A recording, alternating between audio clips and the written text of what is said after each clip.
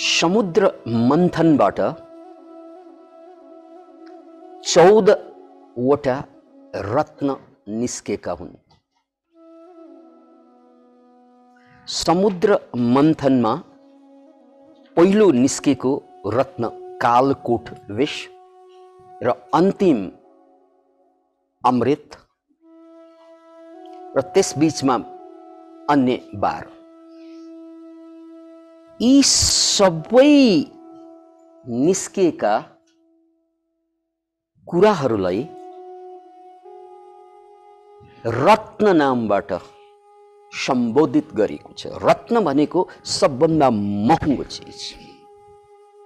त्यो बेला सबभन्दा महँगो कुराको रूपमा, सिम्बलको रूपमा, प्रतीकको रूपमा केही चिज लिनु पर्यो भने त्यसलाई रत्न भनिन्छ। त्यसकारण धर्म रत्न, बुद्ध रत्न, संघ रत्न। रत्न भनेपछि त्यहाँभन्दा माथि, त्योभन्दा महँगो केही, त्योभन्दा बढी हासिल गर्ने चिज केही छैन भन्ने अर्थ लाग्छ। र मायालाई पनि रत्न भनिन्छ, माया रत्न। गजबको कुरो, अद्भुत कुरो, मान्छे जसको नामैले डराउँछ, कल्पना गर्न गाह्रो हुन्छ, विष, त्यो पनि रत्न अरे। यो सामान्य मान्छेको खोपडी भन्दा माथिबाट उड्ने कुरो भयो कि यहाँ छिर्दैन, यहाँबाट माथि जान्छ यस्तो कुरा। हामी त जहिले पनि राम्रो कुरा खोज्ने मान्छेहरू, त्यसकारण हाम्रो जीवन कहिल्यै राम्रो भएन। कन्ट्राडिक्सन, यसलाई आइरोनी भनिन्छ। हामी जिन्दगीभर राम्रो कुरा खोजेर हिँड्छौँ। मेरो छोरो, मेरो छोरी, मेरो बच्चा मेचबाट पनि नखसोस्, त्यसकारण म उसलाई बोकेर हिँड्छु। मेरो बच्चालाई कुनै आगो र हतियारले नकाटोस्, त्यसकारण उसलाई बहुत ख्यालपूर्वक हतियारबाट टाढा राख्छु, आगोबाट टाढा राख्छु। र यस्ता बच्चाहरू सबभन्दा बढी हतियारको शिकार हुन्छ, सबभन्दा बढी आगोले पोल्छ। र मेचबाट नखस्ने बच्चाहरू नै च्यालबाट अक्सर खस्ने गर्छ। Can you imagine it? जुन बच्चालाई आमा बाबाले बहुत जोगाउँछ नि, मेचबाट खस्छ, खाटबाट खस्छ, कतैबाट खस्छ भनेर, तिनीहरू अक्सर च्यालबाट खसेको हुन्छ। किनकि ती बच्चाहरूलाई खस्ने अनुभव आमा बाबाले दिन सकेन भने उसले एक्सपेरिमेन्ट गर्छ, किनकि उसलाई केही थाहा हुँदैन खस्नु के हो थाहा। त्यसकारण झ्यालबाट खस्छ। कोही त छटबाट खसेर सिधै मरिदिन्छ। अहिले पनि, आजको मितिमा पनि संसारभरमा केही न केही बच्चाहरू माथिबाट खसेर मरेका हुन्छन्। यो कारण के त भन्नाले आमा बाबाको मूर्खताको कारण। किनकि आमा बाबाले उसलाई खाटबाट खस्न दिएन, उसलाई मेचबाट खस्न दिएन, त्यसकारण ऊ सिधै चालबाट खस्दिन्छ। Can you imagine it? सानातिना चोट, त्यसबाट जोगिएका छोराछोरी अक्सर दुर्घटनाका शिकार हुन्छन्। किनकि बच्चाले सिक्ने तरिका भनेको अनुभवबाट हो, स्कुलबाट होइन। स्कुलबाट सिक्दैनन् बच्चाले, अनुभवबाट सिक्छ। याद राख्नुहोस्, स्कुल त हामीले लहलहैमा पठाउने हो। युरोप अमेरिकातिर 6 वर्षभन्दा अगाडि बच्चालाई स्कुलै पठाउँदैन। हामी 2 वर्षपछि बच्चालाई स्कुल हाल्न हतार हुन्छौँ। कति ग्रान्ड डिजाइन षड्यन्त्रको शिकार भएको हाम्रो समाज। त्यसकारण साना नानीहरूलाई त्यो पढ भन्नु त अपराध हो। किनकि पढ्ने उमेर होइन, एक्सपेरिमेन्ट गर्ने उमेर। आमा बाबाले खोक्रे ठ्याक लाएर पढाइदिन्छ। बहुत दर्दनाक कुरा छ। त्यसैले फेरि पनि बुझ्नुस्, फेरि पनि बुझ्ने समय बाँकी छ कि जुन बच्चा हुर्कने क्रममा, उसको दिमाग विकास हुने क्रममा 25 वर्षसम्म दिमागको विकास हुँदै जान्छ। यो क्रममा उसलाई मोर एन्ड मोर एक्सपिरियन्स र एक्सपेरिमेन्ट चाहिन्छ। घोक्ने होइन, कण्ठस्थ गर्ने होइन, एक्सपिरियन्स एन्ड एक्सपेरिमेन्ट्स। दिमाग 25 वर्षसम्म लगातार विकास भइरहन्छ। यो 25 वर्षको अवधिसम्मको लागि total experience and experiments. Experience भनेको अनुभव, एक्सपेरिमेन्ट भनेको प्रयोग। यी दुई कुराले मात्रै दिमागलाई बलियो पार्दिन्छ, जिन्दगीलाई सशक्त बनाइन्छ। र हामी यो 25 वर्षसम्म एक्सपेरिमेन्ट गर्ने उमेर यो उमेरमा हामी एक्सपेरिमेन्ट होइन रिपिटेसन चाहिँ सिकाइदिन्छौँ। संस्कारको नाउँमा, संस्कृतिको नाउँमा, धर्मको नाउँमा, जातिको नाउँमा, वर्गको नाउँमा नयाँ कुरा गर्न होइन, पुरानो कुरा, परम्पराको विरासत बिँडो थाम्न सिकाइदिन्छौँ। जसको कारणले गर्दा उसले नयाँ कुरा केही पनि सिक्दैन। नयाँ कुरा नसिकेपछि उसको दिमाग उसको बाउको भन्दा, उसको आमाको भन्दा माथि जानै सक्दैन। किनकि उनका बाउ आमाले जे गर्दै आए त्यही छोराछोरीले गर्ने हो भने बाउ र आमाको दिमागको साइज भन्दा छोराछोरीको दिमागको साइज बढ्दैनन्। छोराछोरीको दिमागको साइजलाई बढाउनु छ भने बाउ आमाले जे गर्न भ्याएनन्, गर्न सकेनन्, त्यो जम्मै गर्न दिनुपर्छ छोराछोरीलाई। यसलाई भनिन्छ अनकन्डिसनल लभ। र यो लभ आमा बाबाले छोराछोरीमाथि दिन सकेकै छैन। जसको परिणामस्वरूप हामी छोराछोरी त जन्माउँछौँ, तर उनीहरूको जिन्दगी उनीहरूकै लागि बोझ बनिदिन्छ। र उनीहरूको लागि बोझ बनेको जिन्दगी हाम्रो लागि पनि बोझ बनिदिन्छ आमा बाबाको लागि। अतः यो कन्ट्राडिक्सन, यो विरोधाभास अलङ्कारलाई बुझ्नुहोस्। विष पनि रत्न हो। कालकुट विष त्यो पनि रत्न नै हो। यहाँ विषको अर्थ खाटबाट खस्नु, बच्चाको लागि विष समान हुन्छ। आगोले पोल्नु बच्चाको लागि विष समान हुन्छ। र प्रकृतिले इन्फेक्सन जोडेर ल्याइदिएको हुन्छ। साना बच्चाहरू अक्सर इन्फेक्सनको शिकार हुन्छ। यो सबैलाई थाहा छ। बच्चाहरू, साना बच्चाहरू इन्फेक्सन, कहिले झाडा पखाला चल्छ, कहिले ज्वरो हनहनिती आइदिन्छ। यो बच्चालाई इन्फेक्सन लाग्नु भनेको प्रकृतिको तर्फबाट उसको इम्युन सिस्टमलाई बलियो पार्नको लागि खोप दिइरहेको भनेर बुझ्नुहोस्। याद राख्नुहोस्। त्यसकारण 102 भन्दा कमका ज्वरोहरू यो शरीरको लागि बहुत फाइदाजनक हुन्छ। त्यहाँभन्दा माथि गएपछि मात्रै डराउनु पर्ने हुन्छ। 102 भन्दा मुनि त प्युरिफिकेसनको, शुद्धिकरणको प्रक्रिया हुन्छ। हामी त आत्तिएर उसलाई ट्याब्लेट खुवाइदिन्छौँ, कतिले एन्टिबायोटिक्स खुवाइदिन्छन्, र त्यसले जिन्दगीभरको लागि असर गर्न सक्छ बच्चाहरू, खास गरी बच्चाहरूलाई अनि ठुलोलाई पनि। त्यसकारण बुझ्नु पर्ने कुरा के हो भने इन्फेक्सन हामीलाई भइदिएन भने, यानी साना बच्चाहरूलाई भइदिएन भने, त्यो इन्फेक्सन नभएपछि उनीहरू हरेक कुराबाट आक्रान्त हुन्छ। इन्फेक्सन हुनु भनेको झाडा पखाला ज्वरो सोरो आउनु भनेको इन्फेक्सनको कारणले आउँछ। त्यो आउनु भनेको उनीहरूको इम्युन सिस्टमलाई बलियो पार्दै गएको। त्यसकारण प्रकृतिले जहिले पनि सुमसुम्याउँदैन, मौका दिएर पनि तपाईँलाई बलियो पार्दिन्छ।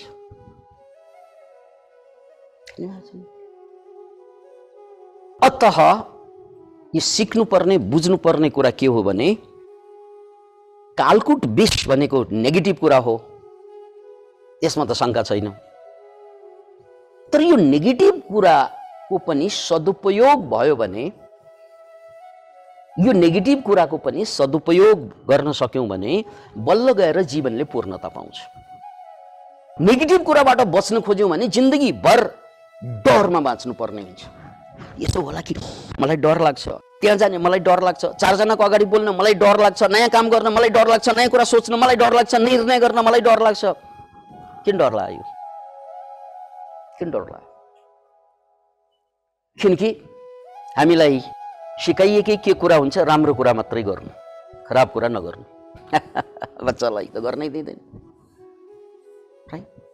त्यसकारण उनीहरूलाई खराब कुरा होला भन्ने डर हुन्छ। जस्तै 4 जनाको अगाडि म किन बोल्न सक्दैन त भन्नाले बिग्रिएला कि, मेरो बेइज्जती होला कि, अरूले के भन्ला, यो डर ठ्याक्कै समाउँछ हामीले। किनकि हामीले सिकाइएकै त्यस्तो थियो।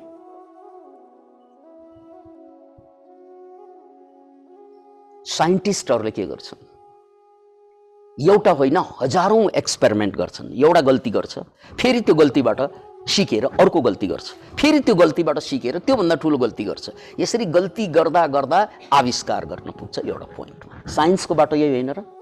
हजारौं गल्ती हुन्छन् एक्सपेरिमेन्टको क्रममा। त्यो गल्ती गर्दै गर्दै नै आविष्कार हुन्छ। अनि यो पनि याद राख्नुहोस्, जसले गल्ती गर्दैन उसले एउटै आविष्कार केही पनि गर्दैन। त्यसकारण हाम्रो सम्पूर्ण जिन्दगी मौलिक भएन, ओरिजिनल भएन, फोटोकपी भयो। अरूले जे गर्छ मैले पनि त्यही गर्ने हो भने मेरो भ्यालु हुँदैन। अरूले जे जसरी बोल्छ मैले पनि त्यही बोल्ने हो भने मेरो भ्यालु हुँदैन। अरू कसरी बाँच्छ त्यस्तै बाँच्ने हो भने मेरो भ्यालु हुँदैन। मेरो भ्यालु पत्ता लगाउनको लागि त म जसरी बाँच्नको लागि जन्मेको छु त्यसरी बाँच्नुपर्छ। त्यसको लागि मैले त्यो एक्सपेरिमेन्ट गर्ने क्रममा ठुलै ठुलै हानि, चोट, पीडा, दर्द हुन्छ, यो पहिल्यै भनिदिएको छु। त्यति सहज कुरा होइन क्या। तपाईँले एक्सपेरिमेन्ट गर्न जाँदाखेरि धेरै नोक्सानी उठाउनुहुन्छ, त्यसमा शङ्कै छैन। यही नोक्सानीबाट बच्नको लागि मान्छेले जिन्दगीभर नयाँ कामै गर्दैन, नयाँ कुरै सोच्दैन।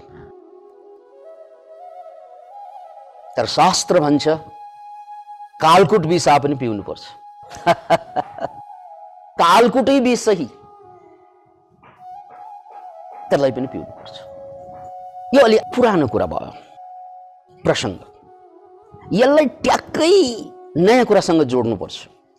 नत्र भने हाम्रो चलाख दिमागले, धूर्त दिमागले, यो कमजोर छ, त्यसकारण ऊ धूर्त छ।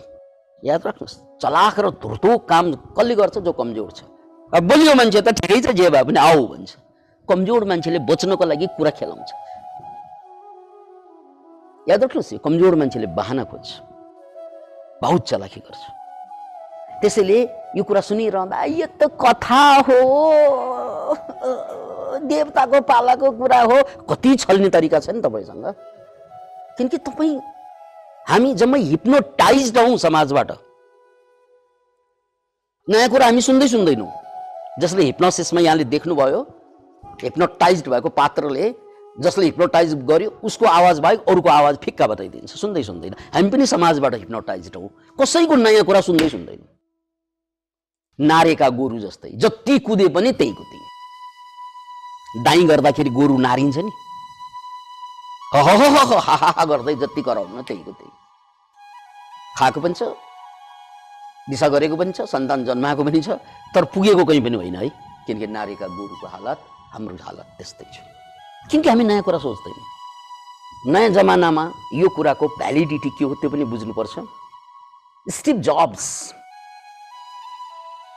जो मानव सभ्यतामा, मानव इतिहासमा यो संसारलाई बदल्नको लागि ठुलो योगदान दिने मध्ये आइफोनको माध्यमबाट, जसको नाम हो स्टिभ जब्स, उनको एउटा कलेजमा दिएको जुन भाषण छ स्टिभ जब्सको, त्यो सबभन्दा महत्त्वपूर्ण भाषण भयो।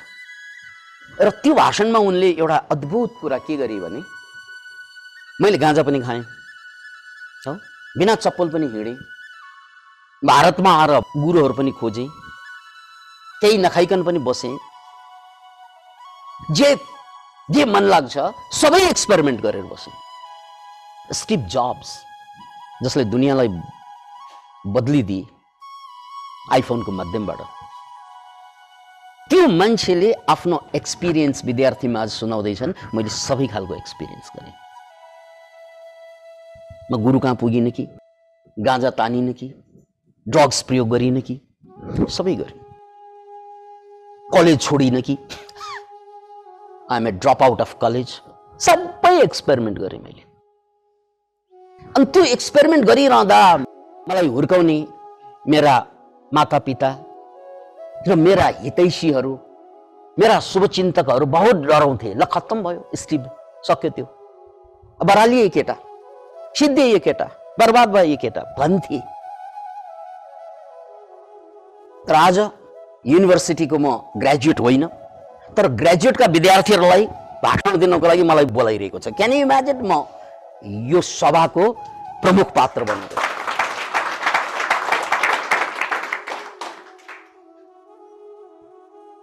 अनि उनले यही सन्दर्भमा दिएको एउटा उपमा, एनालोजी बहुत अर्थपूर्ण छ। उनले के भने, जीवनमा घट्ने घटना र घटाउने घटना, एउटा घट्छ घटना, अर्को हामी घटाउँछौँ घटना एक्सपेरिमेन्ट गरेर। ती घटाउने घटना भनेको डट जस्तै हुन्छ, जस्तै कनेक्टिङ द डट भनेर इङ्ग्लिसमा भनिन्छ।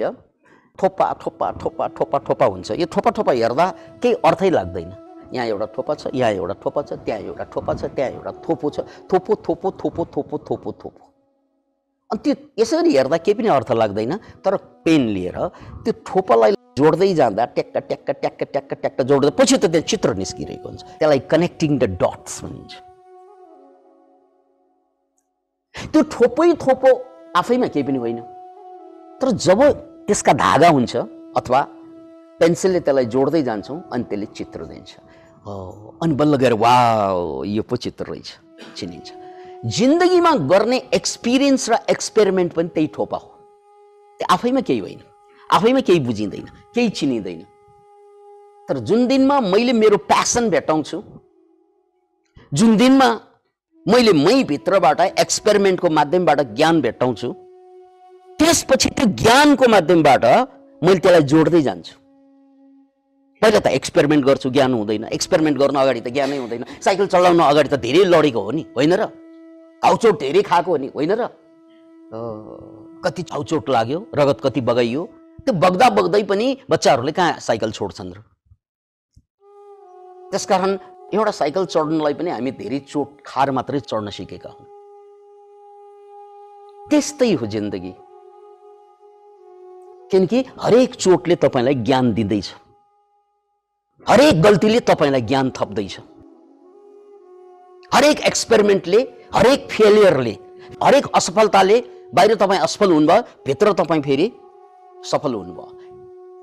टेक्निकल्ली कुरा गर्दा, बायोलोजिकल्ली कुरा गर्दा हरेक एक्सपेरिमेन्टमा ब्रेनमा नयाँ नयाँ डेन्ड्राइट्सहरू पलाउँछ। न्युरोनका रेसा, न्युरोन भनेको ब्रेनको कोष, त्यसमा रेसा निस्कन्छ, त्यो रेसालाई डेन्ड्राइट भनिन्छ। त्यो तार जस्तो हुन्छ, त्यो तारको सङ्ख्या जति बढ्यो त्यति ब्रेन छिटो चल्ने हो।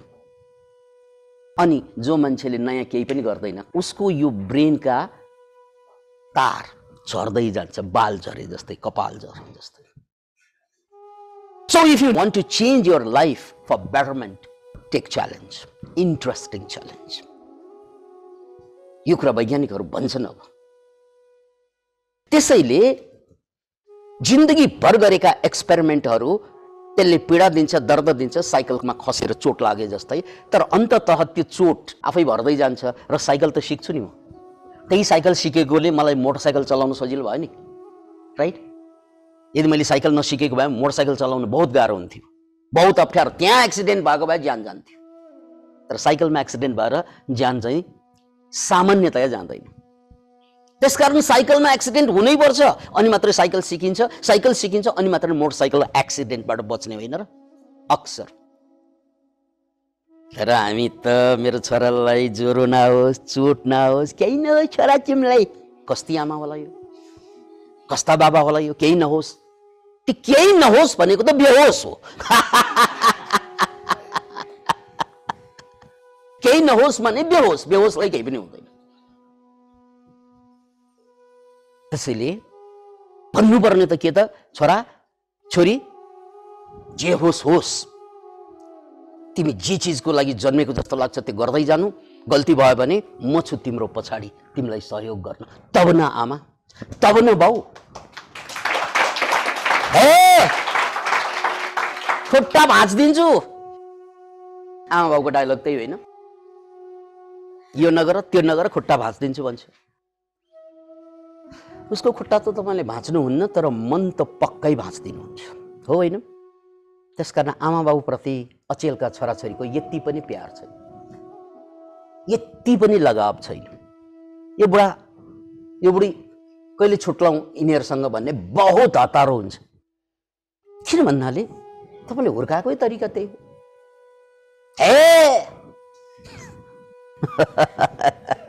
यो गर्न पाउँदैन, त्यो गर्न पाउँदैन। यही कारणले हामी कमजोर भएका हौँ। किन महाजन, हामी सबै कमजोर भएका। त्यसकारण यसको मतलब यो पनि होइन फेरि, यसको मतलब यो पनि होइन फेरि कि एक्सट्रिमली जे गर ओ त्यहाँबाट हाम फाल्छु, छङ्गा छोर्पे हाम फाल छोरा भन्न त भएन नि। त्यहाँबाट त मर्छ छोरा, यहाँबाट हाम फाल्ने होइन। अलिक कमसल भिर जहाँबाट हाम फाल्दा हात गोडा त भाँच्न सकिन्छ, तर ज्यान बच्छ भने हाम फाल भन्नु मिल्छ। तपाईँले बुझ्नुहुन्न यो कुरा, किनकि प्यारै छैन तपाईँको, व्यापार छ। छोराछोरीबाट फाइदा लिन खोजिरहेका छौँ हामीहरूले, अनकन्डिसनल लभ गर्न खोजेकै छैन। त्यसकारण चाहिँ यो कुरा बुझ्दै बुझ्दैन हामीले त छोराछोरीलाई खसी बोकालाई पालेर हुर्काउँछौँ खुवाउँछौँ ठुल पारेपछि त्यसलाई बेचेर पठाइदिन्छौँ। छोराछोरीलाई पनि हामी त्यही व्यवहारभन्दा बेसी केही गऱ्यौँ। जागिर खानै पर्छ, यही पढ्नुपर्छ, मैले भनेकै मान्नुपर्छ, यति आग्रह छ आमा बाउको। यो खसी पालेको हो कि छोराछोरी पालेको? तपाईँलाई त माया गरेको भन्नुहुन्छ, माया त तपाईँले बोकालाई पनि गर्नुहुन्छ नि, जसलाई काटिन्छ गर्नुहुन्न? कुकुरलाई पनि गर्नुहुन्छ नि तपाईँले, माया गर्नुहुन्न?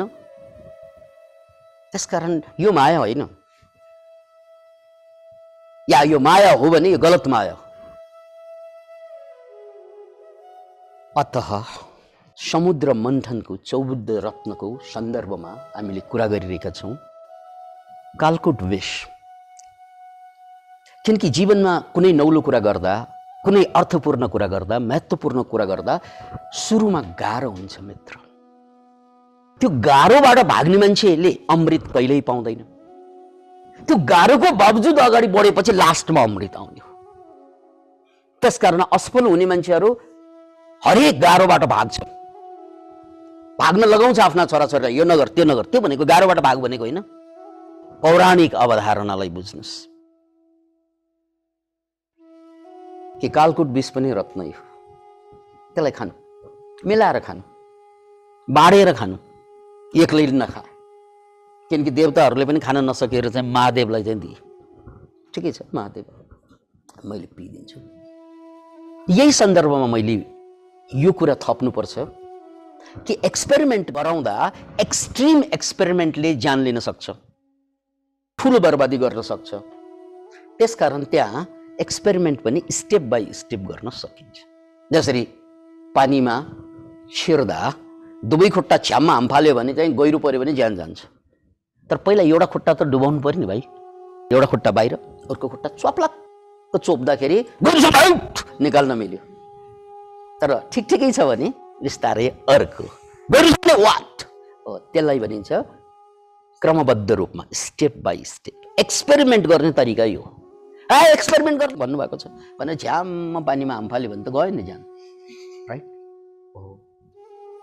देवताहरूले चाहिँ महादेवलाई बोलाउनु पर्यो त्यो कालकोट विष खुवाउनुको लागि, किनकि महादेवले पचाउन सक्नुहुन्छ, अरूले पचाउन सक्दैन। त्यसैले तपाईँले त्यति मात्रै एक्सपेरिमेन्ट गर्ने हो जति पचाउन सक्छ क्या। विषकै नेगेटिभ कुराकै एक्सपेरिमेन्ट सही, तर त्यति मात्रै जति पचाउन सकिन्छ। Step by step, step by step. यसरी स्टेप बाई स्टेप एक्सपेरिमेन्ट गर्ने, एक्सपिरियन्स गर्ने हो भने यो चिजले अन्ततः तपाईलाई पुर्याउने ठाउँ अमृत हुन्छ, जसले जीवनलाई जन्म जन्मलाई धन्य पुर्याइदिन्छ। होइन एक्सपेरिमेन्टै नगर्ने हो भने अमृतमा त यो जन्ममा त नपुग्ने नै भयो। जीवनको सबभन्दा महत्त्वपूर्ण कुरा आनन्द, शान्ति, मुक्ति, ज्ञान, प्रेम, अनकन्डिसनल लभ, त्यो त नपाउने भयो यो जन्ममा। भनिदिएको छु है, किन भनिदिएको? यो जन्ममा तपाईले अनकन्डिसनल लभ कसैबाट नभेटाउने भयो, यो जन्ममा मुक्ति नभेटाउने भयो, यो जन्ममा समाधि नभेटाउने भयो, यो जन्ममा त्यो सबभन्दा महत्त्वपूर्ण कुरा जसलाई भेटाएपछि केही चिज भेटाउनै पर्दैन। कथामा यसलाई अमृत भनेको छ। जीवनमा हामीले त्यो सबभन्दा महत्त्वपूर्ण अनकन्डिसनल ह्याप्पिनेस, अनकन्डिसनल शान्ति त्यो त नभेटाउने भयो। किन भन्नाले हामी कालकोट विषतिर छिर्दै छिर्यौँ। अधिकांश मान्छेले जीवनको यो जन्ममा सबभन्दा महत्त्वपूर्ण कुरा उसले चिन्न अगाडि नै संसारबाट बिदा हुने भयो, अधिकांश मान्छेहरू। अब केही मान्छेहरू फेरि ऱ्यास भनिन्छ इङ्ग्लिसमा। त्यो ऱ्यास भनेको के त भन्नाले आँखा चिम्लेर जे पाइ त्यही गर्ने एक्सपेरिमेन्टको नाउँमा। जस्तै ड्रग एडिक्ट्सहरू हेर्नुहोस्, एक्सपेरिमेन्टै त गरेको हो नि, राइट? जानै जाने गरी, जिन्दगी नै बर्बाद हुने गरी एक्सपेरिमेन्ट, इन्जेक्सन हानेको हानै छ। रक्षालाई हेर्नुहोस् त, पेको एक्सपेरिमेन्ट हो नि। तर यस्तो एक्सपेरिमेन्ट पनि होइन हौ, तर एक्सपेरिमेन्ट हो, यस्तो एक्सपेरिमेन्ट चाहिँ होइन। एक्सपेरिमेन्टै नगर्नु, अमृतसम्म नपुग्नु, एक्सपेरिमेन्ट यस्तो गर्नु जसले चाहिँ सिद्धिने गरी गर्नु। यसले पनि अमृतमा त कहाँ पुग्छ, मृतमा पुग्छ। यी जति पनि ड्रग एडिक्ट्सहरू हो त्यो एक्सपेरिमेन्टै त गरेको नि उनीहरूले, जिन्दगीसँग एक्सपेरिमेन्ट गरे, खेलबाड गर्यो। त्यसकारण दुई थरीका मान्छे मुक्तिको हकदार हुँदैन, अमृतको हकदार हुँदैन। जसले एक्सपेरिमेन्टै गर्दैन त्यो पनि हकदार हुँदैन, जसले आँखा चिम्लेर खालि एक्सपेरिमेन्ट गर्छ त्यो पनि हकदार हुँदैन। प्रसङ्गवश यो पनि खुलाइदेऊ, यो 14वटा रत्न मध्ये समुद्र मन्थनबाट निस्केको एउटा रत्नको नाम छ वारुणी। त्यो भनेको रक्सी, मदिरा भनेको रक्सी, राइट। 14वटा रत्न मध्ये वारुणी भनेको मदिरा, मदिरा भनेको रक्सी, सामान्य भाषामा बुझ्दा। त्यो पनि रत्न अरे, त्यो किन रत्न भयो, त्यो कसरी रत्न हुन्छ, राइट। अघि कोही प्रसङ्गलाई जोडौँ। सवाल समस्या चाहिँ विष होइन, क्षमता हो। क्षमता कमजोर भयो भने विषले सिद्धि हुन्छ, क्षमता बढी छ भने केही गर्दैन। यो कालकोट विषले बुझायो। रक्सीको पनि प्रयोग त्यही हो। त्यसकारण एक्सपेरिमेन्ट गर्दै जब ज्ञान प्राप्त हुँदै जान्छ, त्यो ज्ञान जीवनको सबभन्दा महत्त्वपूर्ण रत्न हो तपाईको लागि। त्यो ज्ञान जो एकचोटि प्राप्त भएपछि जहिले पनि रहन्छ। अरू धेरै ठुलो कुरा गर्नु पर्दैन, साइक्लिङको मात्रै कुरा गरौँ। तपाईँले साइकल एकचोटि लडेपछि मलाई त्यत्रो घाउ भयो त्यसकारण मैले साइकल छोडेँ भन्ने मान्छेले आज मोटरसाइकल पनि चढ्दैन। चढ्छ? चढ्दैन, किनकि उसले साइकलै छोडिसक्यो। अब मोटरसाइकल कहाँबाट चढ्नु? साइकलदेखि भागेकाहरू जिन्दगीभर भागेको हुन्छ। तर चोट, दर्द आदि इत्यादिको बावजुद पनि साइकल एकचोटि चढ्न सिकेपछि नमरेसम्म, साइकलले 20 वर्ष छोडे पनि फेरि पनि समात्यो भने आउँछ कि आउँदैन साइकल चढ्नु? त्यसकारण तपाईँको जीवनमा सधैँ रहने चिज भनेको ज्ञान मात्रै हो। अरू त सबै आज छ भोलि छैन, चाहे स्वास्नी होस्, लोग्ने होस्, देश होस्, काल होस्, परिस्थिति होस्, यो आज छ भोलि हुँदैन। तर ज्ञान त्यस्तो होइन मित्र, यो जन्ममा पनि अर्को जन्ममा पनि। Thank you.